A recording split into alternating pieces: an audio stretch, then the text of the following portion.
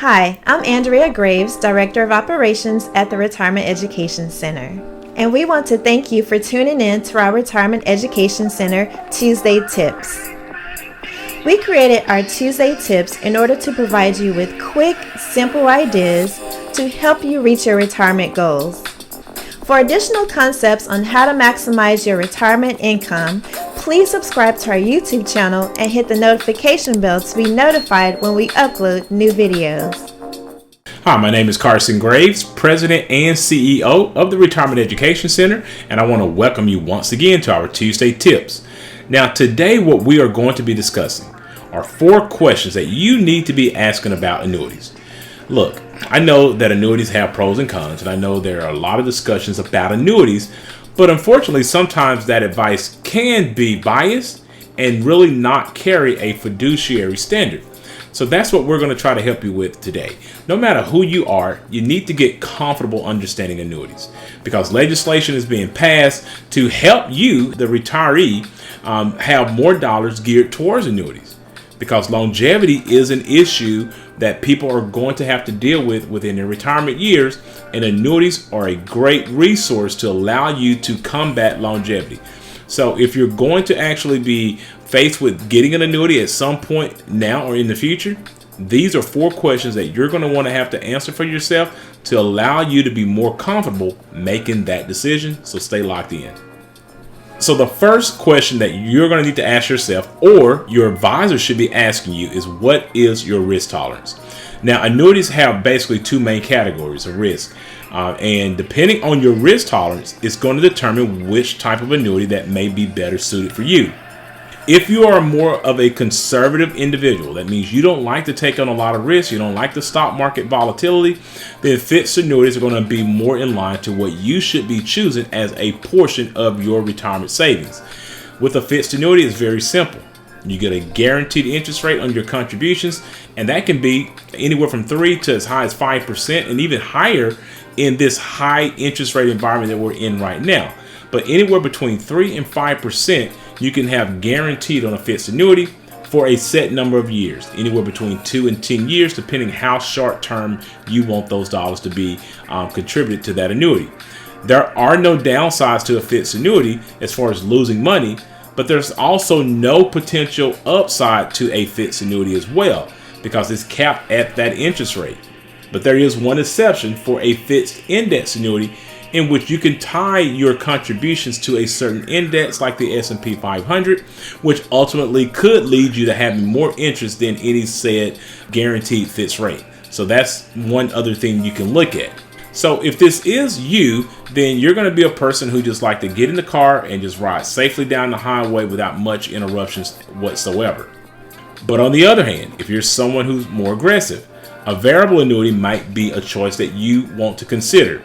Now, this is going to also be offered by insurance companies, but you're going to be able to invest in a suite of mutual funds within a variable annuity. Your investment, of course, can be worth more than what you put into it, but it can also fall and be worth less because you are investing in mutual funds. So if you do not mind having the roller coaster ride in this situation, a variable annuity may be suited for you. One of the things in this category that I will add as a side note is that you must understand fees when it comes to variable annuities. Typically, fixed annuities do not carry fees. They may carry surrender charges, but variable annuities can carry up to 6 to 7 fees that you have to be aware of. So make sure that if you're going to choose this option, you understand all the facets of it as well. The second question that you should be asking, or your advisor should be asking you, is what is your time horizon? When do you actually need access to these funds? An annuity is not a liquid vehicle. So if you actually needed to take those funds out of that policy, going against the free withdrawal provisions, there can be surrender charges and administrative charges that would apply to those funds that you're taking out too early. So you really do have to be very aware of when you might need these funds. For example, let's say you were going to put money into a 5-year annuity and you decided you needed that money early. Well, that surrender charge schedule can start at anywhere from 5% or maybe even higher. Then the next year can drop to 4%, 3%, and continue so on until it's down to 0. Now, obviously, if you wait till the account get down to zero, you have no issues there. You can take all of that money out without there being any type of penalties or surrender charges on that particular account.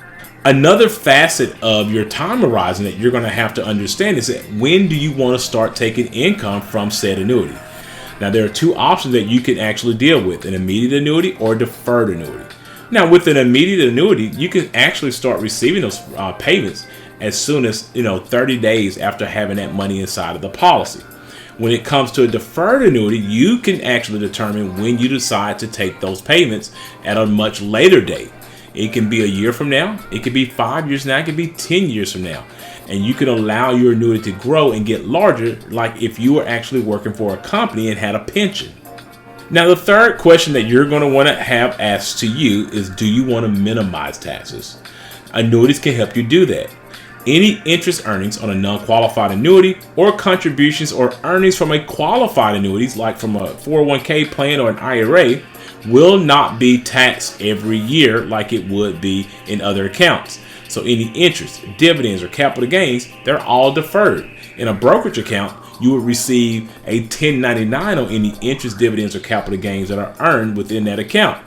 But if you were to put that money inside of a non-qualified annuity, those dividends or capital gains will be deferred to a later time. Also, within a non-qualified annuity, there are no IRS funding maximums. Of course, with an IRA, traditional or Roth, you can only put up to $6,500 in there, or you can actually do more if you're 50 and older, $7,500, because they allow you to have a catch-up clause of $1,000. But with that being said, with a non-qualified annuity, there are no maximums that you can put in there. So that means you can put, $20,000 or $100,000 inside of a non-qualified annuity in order to continue your retirement savings. Another thing to note about an annuity is that they do have contract minimums and maximums, but that's going to be carrier specific. So if you're working with an advisor, they're going to let you know if you need to put in more or if you can actually put in less into that annuity. So the last question that you should be asking yourself when it comes to annuities is, do you worry about losing money? One of the most prevalent worries today for retirees is losing everything that they've worked for in the stock market. No one likes to lose money in the stock market, especially when they're retired and they're on a fixed income. The other worry as well is about outliving their money. Retirees are very, very conscious about outliving their savings. So if you're in that category, a fixed annuity can solve that problem because, one, fixed annuities are never subjected to the stock market. They are safe. You cannot lose a dime of a fixed annuity from the stock market volatility. And you can also purchase an annuity with a guaranteed living benefit rider, meaning that if you do this and you turn on that living benefit rider, you can never run out of income, even if the account value goes to zero. Beyond that, if you actually have a spouse and you were to die first, you can structure that annuity to continue paying your spouse for as long as she lives or he lives also.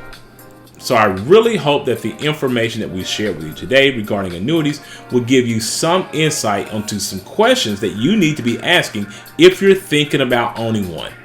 Please understand that these videos are created for educational purposes only, and that you should always seek out your own financial advisor, your own tax advisor, and your own attorney regarding your personal situation. Also, if you are looking for a fiduciary financial advisor to help you with these types of complex financial matters, we highly recommend that you utilize the links in our description below and go ahead and schedule a 1-hour free consultation with us today. And if you found this information to be beneficial, we ask that you subscribe to our channel, like this video, and share with others.